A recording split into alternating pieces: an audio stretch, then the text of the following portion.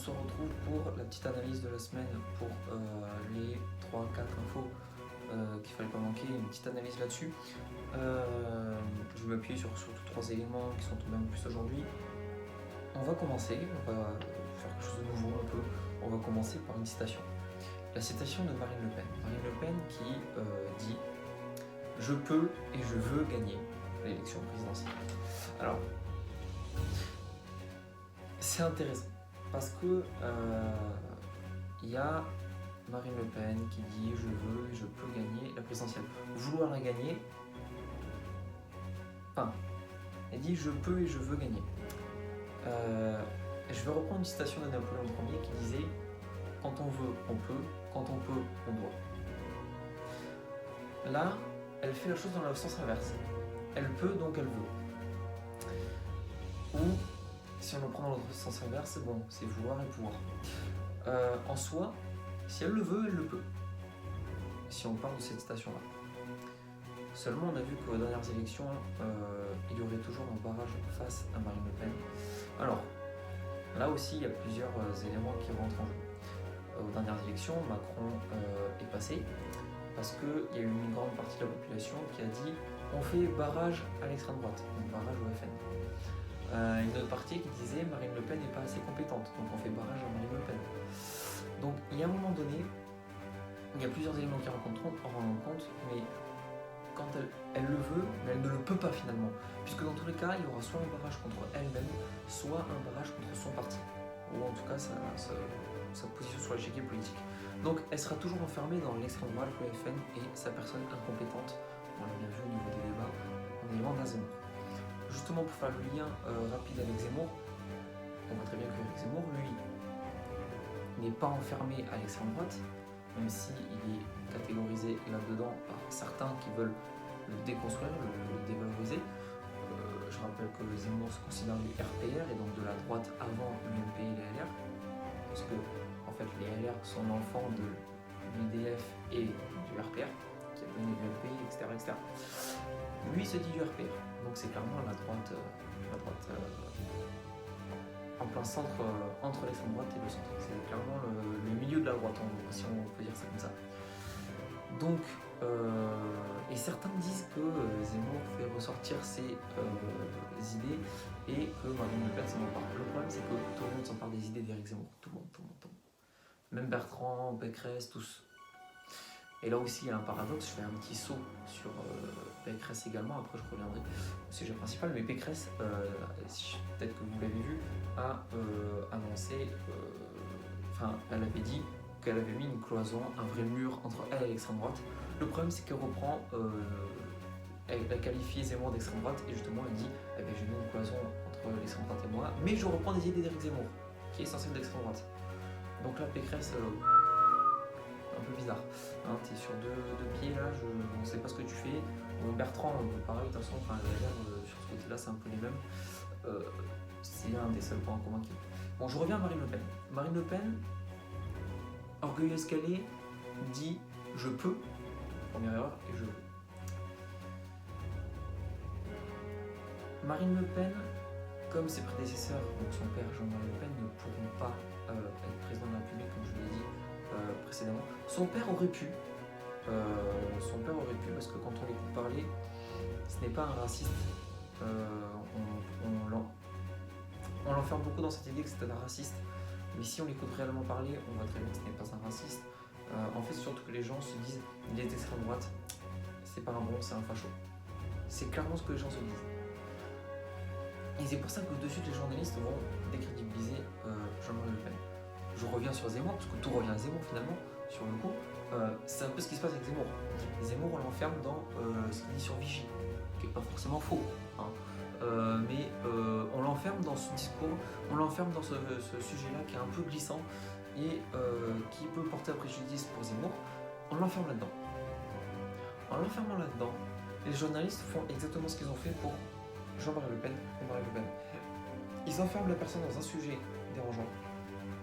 Ils en font ressortir le mauvais côté et la personne est décrédibilisée. Par exemple,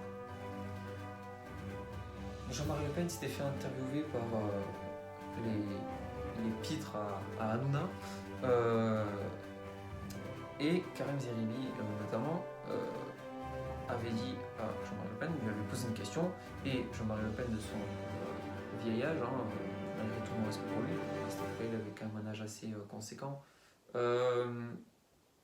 a mis du temps à répondre, c'est-à-dire qu'il a mis du temps à répondre. Il a commencé par faire une genre d'introduction pour introduire la question et commencer à répondre. Bon, c'était un peu à côté, bref, il faudrait revenir là-dessus et c'est pas le cas ici. Mais Karim Zeribi avait de suite dit « Ah, mais vous ne voulez pas répondre, très bien, on passe à autre chose. » Voilà. Tout ça pour décrédibiliser en fait la personne. Alors, c'est pas forcément les mêmes phénomènes qui sont utilisés avec Zemmour et Marine Le Pen, quoique des fois un peu, mais c'est un peu que des dévalorisations de ce style-là qui se produisent avec ces deux personnages. Voilà. Donc, je pense avoir fait le tour là sur Marine Le Pen. Si vous avez des choses que vous voulez que je précise ou des choses que vous pensez pouvoir rajouter, dites-le aux commentaires sans souci, ou venez me le dire en privé, je pourrais toujours faire une autre story pour expliquer votre témoignage. Justement, je vous invite à témoigner un maximum, à la fois dans les commentaires, mais là j'aurai besoin de publier puisque ce sera de suite. Mais pourquoi pas, je peux publier, j'ai déjà fait des témoignages en story, etc. Des analyses, si vous voulez faire des analyses aussi, il n'y a aucun souci. Voilà. Donc, deuxième sujet, je vais arriver sur, j'attrape ma fiche, excusez-moi, sur du coup les immeubles. Le premier immeuble qui absorbe le CO2 en France. Alors ce dernier arrive, bon, on ne sait pas encore trop comment ça va être, enfin ça va être un immeuble quoi, hein, ça va être clairement. Et je sais que c'est déjà fait dans plein de pays d'Asie. Comme je l'ai précisé en story, c'est fait dans plein d'autres pays d'Asie. En fait, c'est des grands immeubles, des grands tours, avec plein de végétation autour des immeubles. Et alors, ça a plusieurs avantages. À la fois, ça apporte du CO2, ça absorbe, je vais y arriver, ça absorbe du CO2, ça relâche de l'O2, bien sûr, donc de l'oxygène. Donc déjà, ça apporte une purification de l'air considérable. À grande échelle, je ne sais pas si ça peut vraiment améliorer l'état climatique actuel, mais pourquoi pas, si on le fait sur un bon nombre d'immeubles, pourquoi pas changer réellement les choses. Enfin, en tout cas, rétablir le cycle naturel de l'équilibre entre le CO2 et l'O2, aucun souci. Ensuite, il y a un autre avantage, c'est que en période d'été, en fait, ces feuilles apportent de la fraîcheur, tout simplement, aux immeubles. Donc ça peut être pas mal, je donne une idée comme ça. Ça peut être pas mal pour les personnes âgées, notamment, puisqu'on sait que les personnes âgées sont les plus touchées par la canicule. Alors, donc au lieu que l'État nous fasse des grandes campagnes de sensibilisation à la canicule, je pense plutôt que l'État devrait investir énormément dans ce genre d'immeuble. Où on peut mettre de la végétation dessus justement pour créer cette fraîcheur naturelle en fait, parce qu'elle est même naturelle, c'est encore mieux, parce qu'on sait que la clim pollue par exemple, la clim pollue énormément, donc rien que écologiquement ce serait une superbe avancée de faire ça sur des immeubles, et je pense qu'à long terme ça pourra peut-être être rentable économiquement, on ne sait jamais. Mais il faut que ces immeubles-là, malgré l'investissement de l'État, il ne faut pas qu'ils soient à des prix exorbitants. Parce que s'ils sont à des prix exorbitants, soit personne n'ira dedans, soit seulement les personnes riches iront dedans. Et est-ce que ça a vraiment réel intérêt? Je ne sais pas, il faut que ça reste accessible à tout le monde. Et franchement, ça doit être accessible aux personnes âgées notamment, selon moi. Au lieu de faire des grandes campagnes de sensibilisation. C'est bien hein, les campagnes de sensibilisation, mais à un moment ça suffit pas. Il y a un moment, il faut agir. On nous prend la tête, aux élèves de lycée en disant prenez votre avenir en main, agissez. On attend que l'État agisse aussi au lieu de faire ah mais il faudrait peut-être faire ci, faire ça. Voilà, non, il y a un moment il faut investir et agir. Après, je conçois que ce soit compliqué d'investir quand on a déjà une dette à plus de 110 ou 120% du PIB, je conçois. Mais il y a un moment donné, il faut aussi avoir les bonnes politiques économiques et industrielles pour rattraper cette dette. Donc, bien sûr, en priorité, il faut rattraper cette dette, hein, parce que c'est énorme quand même, 120% du PIB. Il faut quand même rembourser cette dette-là, et puis, mais en parallèle, essayer de pouvoir continuer un petit peu à investir pour le demain, pour l'avenir. Macron nous a sorti son plan de France 2030, il ne sera même pas président encore en 2030, ça se trouve, Donc il nous sort déjà un plan économique monstrueux, un plan d'investissement incroyable. Il faut déjà rétablir notre indépendance industrielle et notre indépendance économique. Stopper nos dettes, ce qui améliorera petit à petit le niveau de vie des Français, puisque économiquement, peut-être qu'on pourra négocier pour baisser un peu les impôts, ou en tout cas réinvestir dans les infrastructures ou des choses comme ça pourrait être intéressant. Donc déjà, je pense qu'il y a tout un chemin à faire et c'est toute une réaction à faire de toute façon. Voilà. Mais tout ça pour dire que la France est encore en retard en fait au niveau de la technologie, puisque nous c'est le premier immeuble qui absorbe du CO2, alors qu'en Asie il y a des quartiers entiers comme ça, aux États-Unis c'est un peu pareil, mais bon, surtout en Asie c'est vraiment des grands immeubles où il y a de la végétation autour des immeubles. Voilà. Pour le troisième sujet, on va parler des entreprises et du Covid et des tests PCR, etc. Puisque justement une information très importante est tombée, enfin, on la connaissait déjà mais c'est bien de la rappeler, que les tests PCR ne sont pas pris en charge, ne peuvent ne pas être pris en charge par les entreprises, par les patrons. Donc il ne me reste pas énormément de temps, il me reste 4 minutes pour développer ce point-là. Donc je vais tâcher d'être clair, concis, précis. Clairement, je pense que c'est une très bonne chose. Les tests PCR doivent être pris en compte par la sécurité sociale, médecine du travail, tout ça. Je pense que c'est pas au patron de payer un test à leurs employés.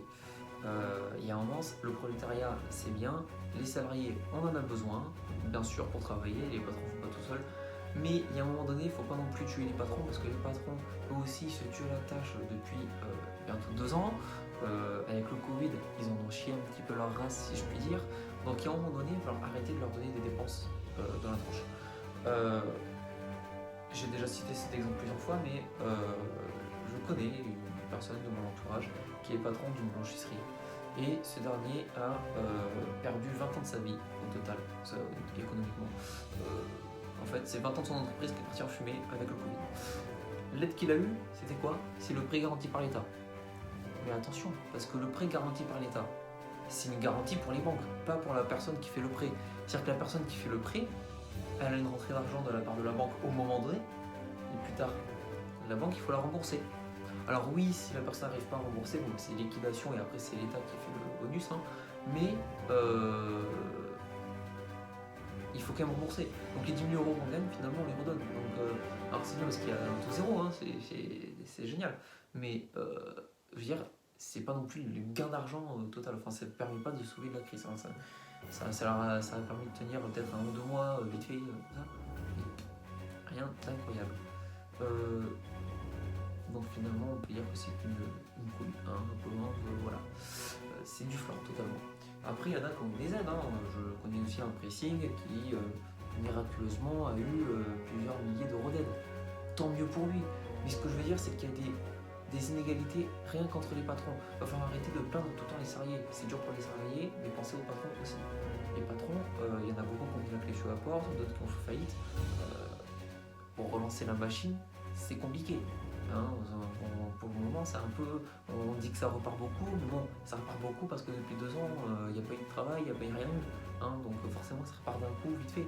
Mais par rapport à il y a 2 ans, par rapport à il y a 3-4 ans, c'est pareil. Hein, c'est même en dessous, justement. Donc, il va falloir arrêter de se vanter déjà pour commencer de la reprise. Et puis se poser les bonnes questions aussi sur ces tests PCR, par exemple. C'est une question mineure. Hein. Mais vous imaginez qu'une grande entreprise qui a des salariés qui ne sont pas vaccinés, hein, qui ne demandent pas la vaccination, vous avez, je sais pas, 1000 employés qui ne sont pas vaccinés, ils doivent avoir un test PCR tous les 3 jours.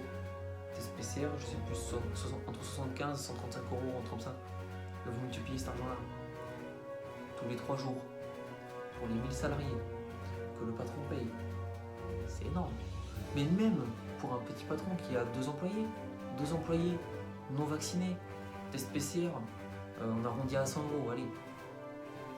Dans la semaine, il y a au moins 2 fois 3 jours environ de travail. 2 tests PCR par semaine, ça te fait 200 euros au total à payer aux salariés pour qu'ils fassent ces tests PCR. Hein, donc, au bout d'un moment, dans le mois, s'il y a 3-4 semaines, mais ça fait beaucoup, ça fait un coût de 200 euros par semaine, un coût de 600-800 euros par mois, ça commence à piquer un peu. Donc il y a un moment donné, il va falloir faire vite fait les calculs là, dans la tête des élites, comme on dit, qui sont censées connaître la France, et faire se poser les bonnes questions. Et je trouve très bien que justement ces tests PCR ne soient pas pris en compte pour les patrons. Triste pour les salariés, mais désolé, mais triste pour Jean-Luc Mélenchon notamment, qui, à mon avis, doit bien défendre les salariés sur ce sujet-là. Les sujets, en fait, sur ces sujets-là, je défends les salariés en disant qu'il faut que ce soit pris en charge par l'État. Mais d'un côté, on ne peut pas le filer au patron, même si c'est pas pris en charge par l'État, c'est que aux salariés. Les salariés ne peuvent pas refiler ça au patron parce que c'est inacceptable, c'est invivable. Alors oui, c'est à peu près les mêmes dépenses pour un salarié, mais bon, à un moment donné, si la boîte elle coule, parce que faut payer vos tests PCR, à un moment donné, tu n'auras plus de travail non plus. Liquidation judiciaire, tu n'as plus de boulot. Donc à un moment donné, il va falloir choisir. Soit tu payes tes tests PCR, tu fais un sacrifice pour l'entreprise et tu gardes ton emploi. Soit tu manifestes. Au bout d'un moment, les tests, c'est ton patron qui va te les payer. C'est bien. Tu payes plus tes tests. Au bout de 3-4 mois ou un an, si tu n'es toujours pas vacciné, que tu fais toujours les tests, que c'est ton patron qui les paye, alors soit ton patron va te licencier avant, sachant ça. Mais comme c'est très compliqué de licencier aujourd'hui, je pense qu'il ne le fera pas. Et l'entreprise, au bout d'un moment, elle va couler, elle va faire faillite. Elle va commencer à faire des prêts pour essayer de rembourser, le machin, les spécial, elle va couler la boîte. Okay. Et quand la boîte elle aura coulé, toi, tu n'auras plus de travail. Et là, tu fais comment? Alors oui, tu auras le chômage pendant un moment, mais au bout d'un moment, c'est simple. Le chômage, c'est pas éternel. Tu vas recommencer à bosser, tu vas trouver un travail. Parfois, ça peut être compliqué. Donc juste pour vous faire comprendre que c'est bien de défendre les salariés, mais défendez aussi les patrons. Parce qu'il faut savoir faire les deux. Voilà. Bon, j'ai fait le tour, j'ai été trop long. J'ai 2 minutes de plus. Parce que je voulais faire un quart d'heure de près, bon, je suis à 1 minute par heure. Donc, je vous dis, demain, article sur un sujet, c'est un sport, aquatique, bon je vous en dis pas plus parce que voilà. Donc je vous laisserai lire cet petit article fait par une personne dans mon entourage qui pratique ce sport-là, sport aquatique. Donc je vous laisserai découvrir ça demain, et puis je vous dis à demain pour l'article, et à la prochaine. Ciao ciao.